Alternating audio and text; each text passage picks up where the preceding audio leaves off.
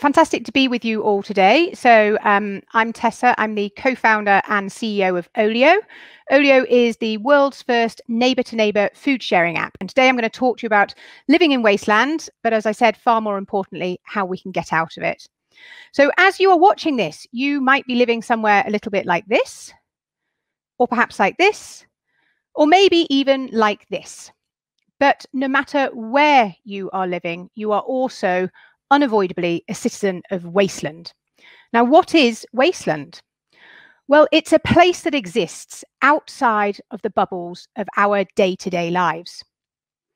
It's somewhere like this. It's the destruction that takes place to extract the resources so that we can consume. It's the pollution that takes place to manufacture products so that we can consume. And it's the landfill that is the inevitable destination of almost everything we buy so that we can keep consuming. But there's a really, really big problem with all of this consumption.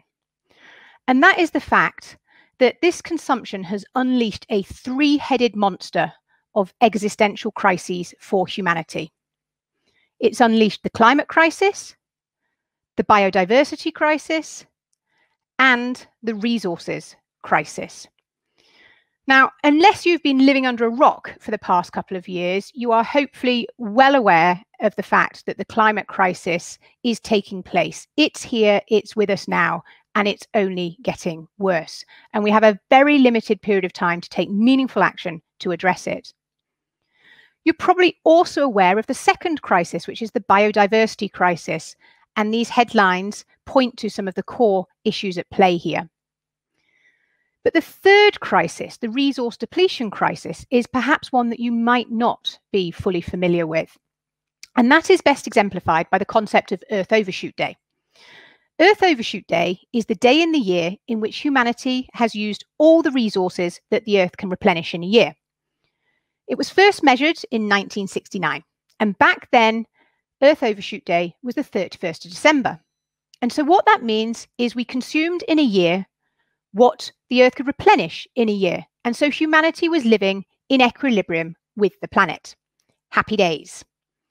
Fast forward to this year. Earth Overshoot Day was the 22nd of August. And what that means is that every single thing that every single one of us, 7.5 billion people, rapidly rising to 10, every single thing that every single one of us, 7.5 billion people, are consuming after the 22nd of August is net depletive to the planet. Another way of cutting the data is to say, how many Earths do we need if the whole world's population lived like a typical American or a typical Brit? And you can see we would need 5 and 3 respectively. And collectively, we're living as if we have 1.75 planets, which clearly we do not. And very worryingly, we are on a trajectory to be living as if we have 3 planets by 2030 and 5 planets by 2050. I am sure you will agree that this is quite simply unsustainable. Now, the problem with all of this is that the net effect of our consumption is too often presented to us with charts like this, or perhaps images like this. And they just feel so far away from us and from our daily lives. And the big story that nobody is talking about is the fact that a full 60% of all greenhouse gas emissions come as a direct result of household consumption. That's you and me. That's us. And on the one hand, that's incredibly depressing because all those problems I've outlined with you thus far, that means that we are largely responsible for that. But if you flip it on its head, it can be incredibly exciting because it means that we don't have to wait for governments and for businesses that are moving far too slowly in this area. We, the people, can start to take action. Because after all, it was billions of small actions that got us into this mess in the first place. So surely, by the same logic, billions of small actions can get us out of it. But you might be sitting here thinking, where on earth do I start? This just all feels too big to try and grapple with. Well, the first thing that I really encourage you to do is to completely rethink your relationship with consumption. And I want to introduce to you today a concept which is in the book by the wonderful Bayer Johnson called A Zero Waste Home. And she talks about the 5 R's of consumption. And at the very top is refuse. Before you realize it, we are sort of overwhelmed with people offering to give us stuff that we don't want or we don't need. It happens the whole time. And what you've got to do is to learn to ever so politely refuse and say no thank you. The next R in reinventing your consumption is about reducing your consumption. We have all been persuaded over the past couple of decades that we need to consume, consume, consume. We need to buy more, more, more. And actually what we're discovering is that that is not the route to happiness, and it most certainly isn't sustainable. So we all need to try and reduce our consumption. The next level down is about reuse. Let's look into our local communities, see what already exists, look into our homes, see what already exists, and try and reuse what we already have before we buy something brand new. And then next is recycle. Now, often, a lot of us think that recycling, if we're recycling, it's good. And it absolutely is good. But unfortunately, by the time you take into consideration all of the energy and resources that goes into recycling, it is marginally better than landfill. And so recycle is right down towards the bottom of this hierarchy. It's a simple fact. We are not going to be able to recycle our way out of this mess. And then at the very bottom is rot. Whenever you have bought something, try and ensure that it's made of organic matters that can then return naturally to the earth at the end of their life. A second concept that I want to introduce you to is every time you spend £1, I want you to think of it as a vote. You can either vote for the status quo, or you can spend your money differently and you can vote for a new world, a world that is less wasteful. And so let's now do a bit of a deep dive into one sort of particular area of our lives, which is food, and have a quick conversation about how we can stop wasting so much food. So looking at the global picture, globally, 1/3 of all the food we produce each year gets thrown away. But what's really shocking about this is the fact that half of all food waste in a country such as the UK takes place in the home. That's because the average British family is throwing away roughly 20% of their weekly shop, which is worth £700 sterling per family per year, and collectively adds up to £14 billion of perfectly good money, of economic value, going into landfill each year. It would be the 3rd largest source of greenhouse gas emissions after the USA and China. And you might or might not have come across the concept of Project Drawdown. Project Drawdown is a piece of global collaborative work by several hundred of the world's leading climate crisis scientists. And they said enough of the doom and gloom about the climate crisis. Let's stack rank the top 100 solutions. And in position number 1 for a 2-degree warmed world is reducing food waste. And notably, that comes above electric cars, above solar power, and above a plant-based diet. So the single most important thing that humanity can do to avert the worst effects of the climate crisis is to reduce food waste. And given that half of all food waste takes place in the home, then that means that each and every one of us have a massive role to play in this. But how can we start? Well, I'd encourage you to think about what I call the 5 S's of reducing food waste in your home. The first is to make sure that you always shop with a list. It might sound very boring, but if you sort of take a day of the week and you plan out your meals for the week and then shop to that list, that is a fantastic first step to reducing your food waste.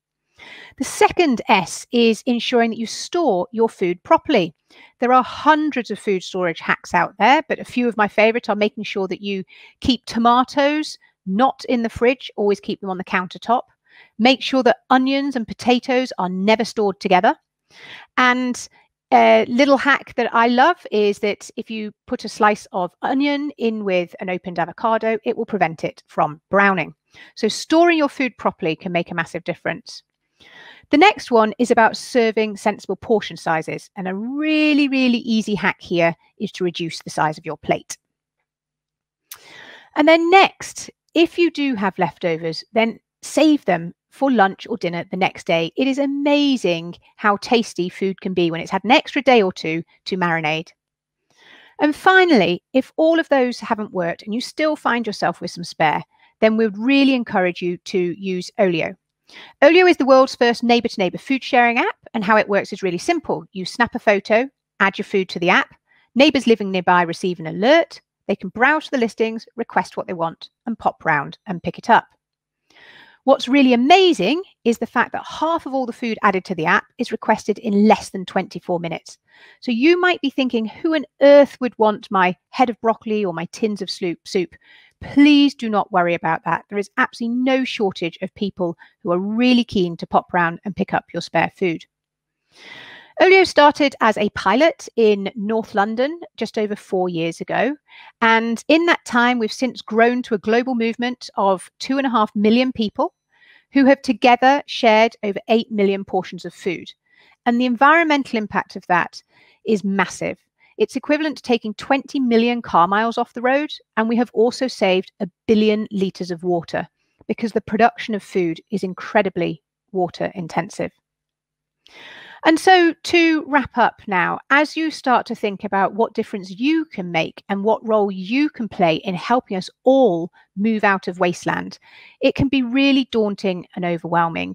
But I'd encourage you to take inspiration from the words of Dr. Jane Goodall, who said that she envisaged the whole world as a jigsaw puzzle. If you look at the whole picture, it is overwhelming and terrifying. But if you work on your little part of the jigsaw and know that people all over the world are working on their little bits, then that's what will give you hope. Thank you. Thank you so much, Tessa. That was fascinating, and I think that put into such clear perspective what most of us now appreciate is such a serious problem in the world. Could I ask you very quickly before your 15-second summary? Yeah.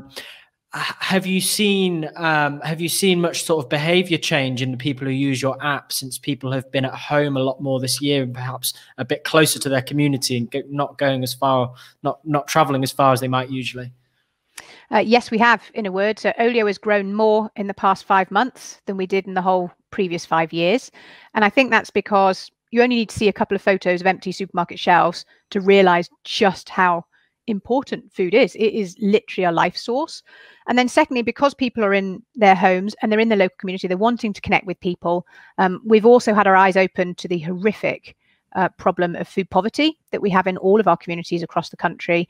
And so as a result of that, I think people are really wanting to get involved, connect with their local community, and start to make a difference. Yeah, interesting. So Tessa, just before we wrap up then, if you could summarize a key takeaway from your talk today in 15 seconds, go for it. So we are currently unavoidably, undeniably living in wasteland. It's unsustainable. It doesn't have to be that way. For far too long, we, the people, have felt like we're helpless and we have no control over this, but that couldn't be further from the truth. Each and every one of us can make a difference. Billions of small actions got us into this mess. Billions of small actions can absolutely get us out of it.